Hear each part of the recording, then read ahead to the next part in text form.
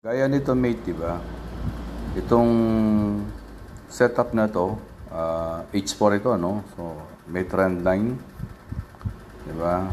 Nag-breakout. So, possible mag-pullback. At nangyayari nga yung pullback.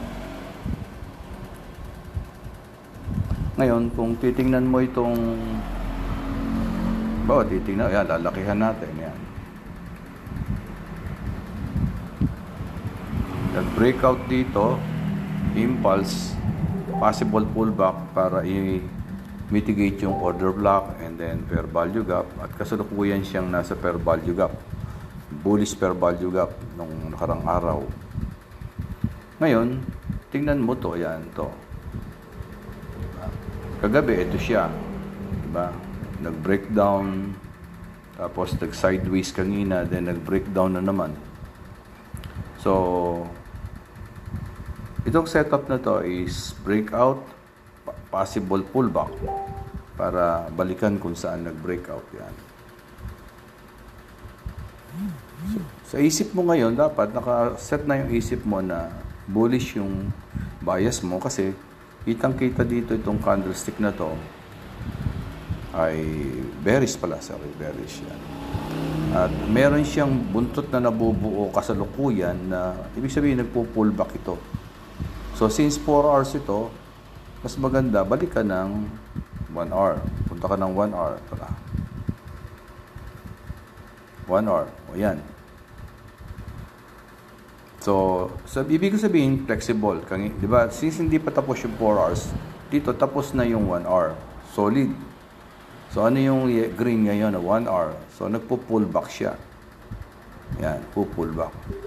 Kaya lang, ito pa siya, parang nagsa-sideways pa siya. Yan.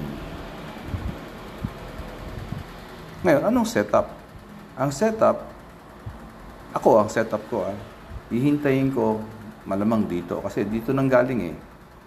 So, malamang yan, breakdown, then magpo-pullback. So, pag nag-pullback, lagi namang maliliit na candlestick, lalo na to, ang ganda ng breakdown nito. So, maliliit na candlestick na malilikot. And at the same time, mag-aalas 4 na. Alas 4 na. So, 2, 3, 4, 5. Halos patapos na yung London session. So, kahit mag-setup ito, what if hindi pa nakapasok o lagpas na dun sa London session, ibig sabihin, hindi ko siya kukuhanin. So, ibig sabihin, maghantay pa ako. Ayan, parang bababa.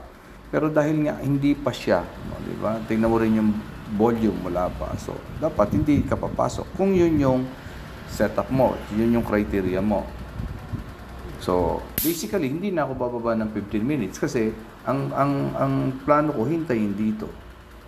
Then, most likely, mga around 7, 8, parang kahapon, gano'n. Hintayin ulit dito. Then, maaaring mag-consolidate mamaya.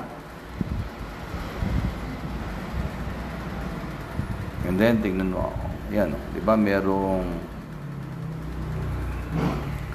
lagyan natin ng trend line. Ayun yung trend line. No?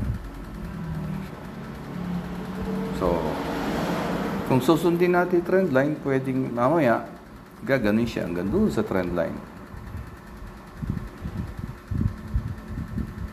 Ayan.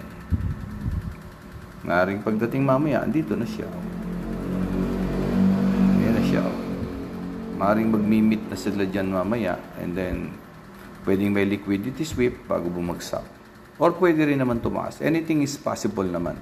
Pero ano yung bias? Lagi namang tatanungin, ano yung bias? Ano yung bias? Ngayon, tulad niyan, ito, mukhang bumabagsak. Setup ko ba to? So, kung setup ko to, pwedeng kuhanin ko to. Pero kung hindi setup, hindi ko siya kukuhanin. Hayaan ko yan sa iba. Yan ko. Pero kung setup ko to, halimbawa, setup mo naman yan, o gusto mong kunin yan, o yan. So, 1, diba, merong 1, 2, o let's say kunin mo yan, mag-sell ka. Kaya nga lang, since para sa akin, para hindi pa tapos yung pullback, so may chance pa talaga na umangat, kunin mo man yan, siguro hanggang dito lang yung TP mo. But then again, hindi ko siya set up, kaya hindi ko siya kukuhanin. Depende kasi sa traders, kaya nga flexible dapat. Okay? Ayan, tulad yan, bumabalik na naman pataas. And at the same time, the London is about to end. Yung Kilson pala ng London is about to end.